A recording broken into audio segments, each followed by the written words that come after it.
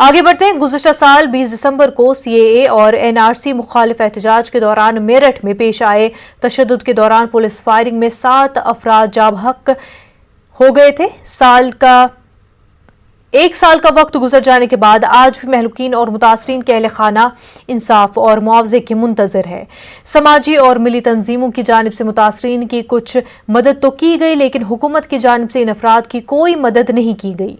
Piece party ने इस मौके पर महलूकीन के अहले खाना से मुलाकात करके एक बार फिर मुतासरीन की मदद का भरोसा दिलाया है। नुक्कड़ा पुलिस वालों ने डायरेक्ट गोली मारी सिर में और उसको वहीं गोली लगते वो वहीं गिर गया था। मांग ये है कि हमारे को इंसाफ मिलना चाहिए। उनके साथ जो मजालिम हुए हैं, उनके साथ जो अत्याचार हुआ है और ये पूरे उत्तर प्रदेश में हुआ है, पीस पार्टी उस अत्याचार के खिलाफ डॉक्टर अयूब साहब के नेतृत्व में इलाहाबाद हाईकोर्ट में मुकदमा भी लड़ रही है, जिसकी लगातार सुनवाई हुई है। योगी जी को, उनकी सरकार को नोटिस भी दिया गया है।